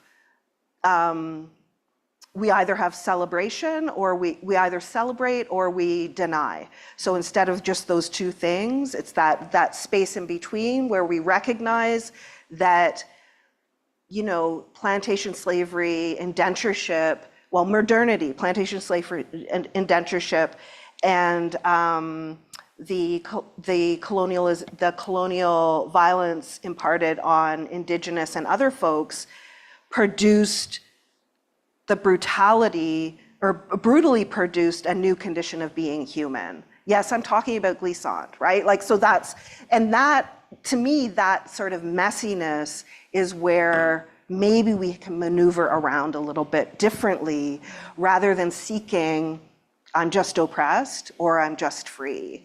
I think those are a trap. So maybe that's what being moderately free is. I think as well, and this is new and kind of not new to me. It's something that I'm learning that I'm always figuring out, which is, how do we understand freedom and liberation always as activities rather than as stable things or places? And that's always been useful for me to kind of keep in my head always. Like, it's like, if it's not an activity, it's not destabilizing something. But if it's an activity and we're doing shit, then things, get shaken up a little bit. And I think we learn that freedom is you attain something and then it's sustained. So this is also like the work of Ruthie Gilmore and other folks like that, where it's like,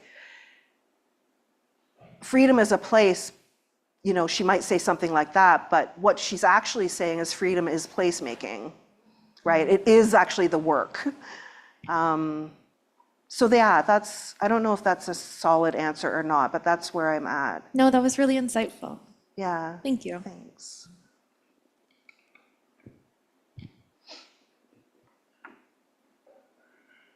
Anyone else?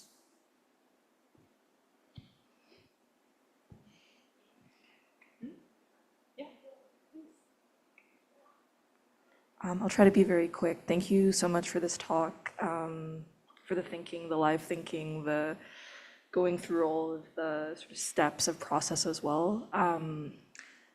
I have a question, and I want to kind of go back to the sonic sort of elements from the actual exhibition.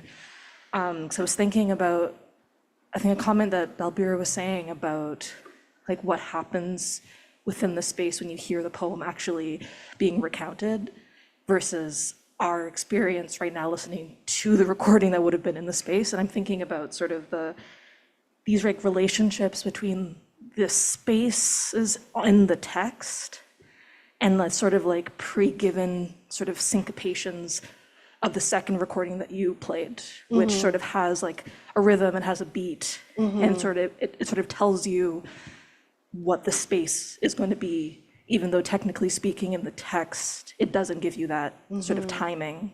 So sort of wondering how you were thinking about time in relation to the poem and its sort of originary sort of setting versus what happens when it's being spoken aloud.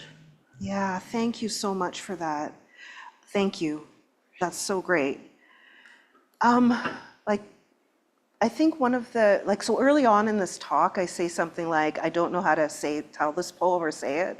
And it's because I tried to recite it myself and I was like a mess because I didn't know how to do it. And so one of the things I was thinking about was like, how do I have to enlist like proper people who like understand how the form of a poem works in order to sort of open up new questions for myself. So it's like, on one hand, I think those recordings were like a request to learn from these other poets who have this experience. And finding nourbeSe's online was gold for me, because it's an old version of her sharing the poem, and hearing her against these other poets. I don't know, it just felt like does she have the originary rhythm? I don't know, right? Especially when, as I said, Chloe's is so fast. And then using the GarageBand to kind of add personality beats under them. So I'm not making sense, but I will. So one of the things so that's one side of it, is like, what do I do with this? Because I know that it should be read. And one of the reasons I want it read is because I don't know how to read it, and I want to learn how to read it, but I also want to create these mashups, which I've been doing for a long time with my work with Sylvia. So there's that piece. The other piece is when I was writing about Zong so many years ago, it feels like, and I remember when I first got the book, and it was like the first edition Canadian version, and looking at it and reading it and going through it, and I was like, I can't read this. Like, I don't know how to teach it, I don't know how to read it, and I knew I had colleagues who were teaching it, and I was like, how are they structuring this conversation? How do you say this? And then I realized, I mean, it's like this weird thing. I saw nourbeSe do one of her collaborative readings of Zong, and I was like, oh, you don't read this poem, you say it, and you say it with people. You don't, I mean, sometimes she says it alone, but there is a continuity across her work where it's about a gathering and it's a chorus, in the Greek sense in some ways, right? So it's a chorus, and that sort of was part of why I wanted more than one voice and why I wanted to mash them up together, but also give them singular narratives on their own. And it was to kind of, I don't want to say honor because I overuse that word, but I wanted to take what I learned from seeing Zong shared and collaboratively spoken to this project. And I think one of the, like, it really was a revelation to me that you can't read Zong. You literally cannot read that. It has to be spoken. So even if you're sitting in class or whatever, or you're sitting at home, if you're not saying pieces of that out loud, it's not zong. And she's telling us that. And the beautiful thing about she tries her tongue, her silence softly breaks, is there's two things, but I don't know if I'll remember the second one. But in that collection, she teaches us how to shape our mouths. And so that idea of the sonic, so she'll say, oh, as in boat, and then she encourages you to say it with her. So it's not just a top-down reader book process. Something else has to happen. And so these are the kinds of clues around collaboration and conversation and interlocutors and those types of things that informed the why of those different poets reading that. And then, yeah, the decision to put the beat under it was to, you know, if one of the versions of Zong being performed is that she has a full band with her. So she has a bassist and a drummer and all that other stuff. So it's like and she's also learned how to DJ from Mark Campbell. So it's like, and you know, she's wild. She is brilliant, beautiful, and radically interdisciplinary. And so she is a poet, but she's also these other things. So it's also a way to kind of bring that in, but also it creates a talking point. Like I could talk to her forever about Fela, right?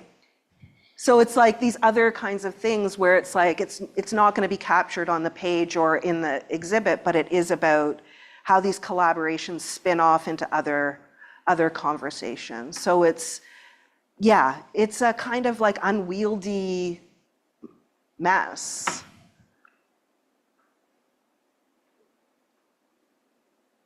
I hope that helps.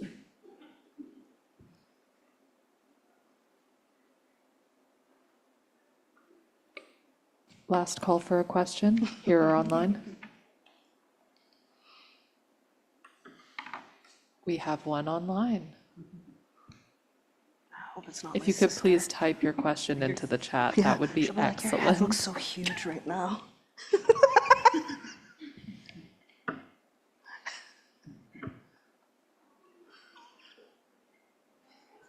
Yes, please, Alana.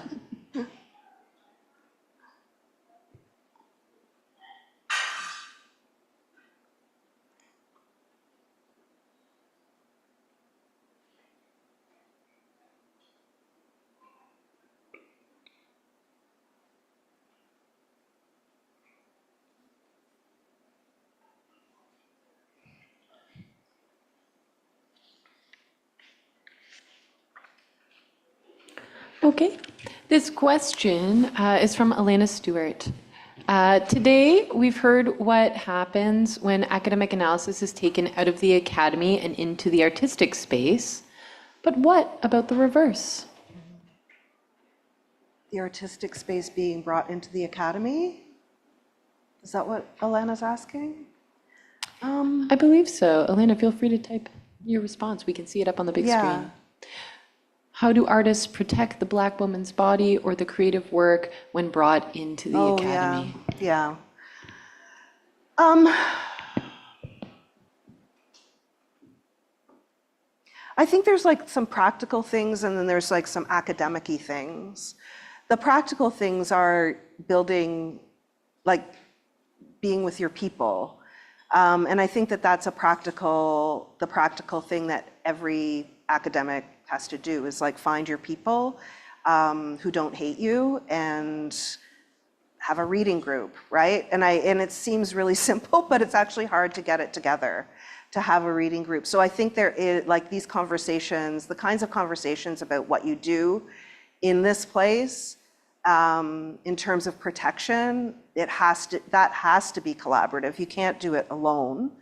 One of the things I learned from Melinda Smith is the concept of co-mentorship. And again, that's like a horizontal organization of different folks who and it doesn't assume that the most senior scholar has all the answers about something, but rather that you have conversations about how do you get through this place? What did you do yesterday when a student used the N-word in your class? And that's going to happen to a TA, not just to senior folks. And so how do we build these co-mentorship opportunities for faculty and students across ranks, as they call us? And so I think that that's very, very important. And I know Alana, and I know she has her people inside and outside of the academy, and that she practices that. And I guess it's like, yes, we still have to do that. The other thing is that one of the great surprises of this project for me was working with Nasrin and Christiane, but mostly Nasrin, which was finding interlocutors that sort of straddle the academic and the creative, and that will create or will generate a creative space for the project to be had. So for example, Smile is in collaboration with Agnes and Modern Fuel, and it's being brought to Kingston and things like that. And so there are ways that that these kinds of projects are deeply connected to academic spaces. And I think that gives us a way to also subvert those academic spaces. I don't know, like, I mean, I also think in some ways there are constraints, like around funding and things like that, and whether it's doable and how radical you can be in those different kinds of spaces. And that's why we had spin-offs. Like we had 2 reading groups reading We Must Sit Down by Sylvia Wynter. And there were 4-hour sessions, and we just sat and read for the first 2 hours. And then the second 2 hours were conversations. So spin-off groups that aren't attached to the academy per se, but are sort of satellites of the project, where we can have a different kind of conversation, where we're not constrained. And that has actually led to the Winter in Palestine thing that Nasrin and I are doing, that have really, has a little bit to do with my CRC, but has nothing to do with the Agnes, right? So it's also like being, what would Abdul Malik Simone would say, like improvise, right? Improvise. And then I think that holding on to improvisation rather than like a solid, knowable thing that's going to create a solution, allows us to be more organic and creative with how we come together. So.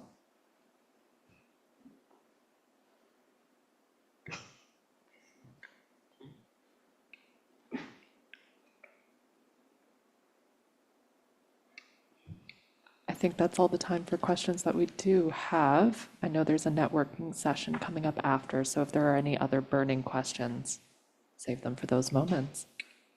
Okay.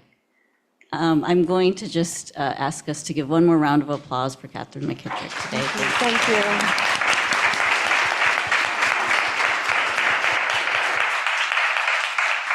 So I want to also remind everyone that there is food in this room, and that you are welcome. There's a reception until 4 p.m. And so please feel free to stay, to mingle, to eat.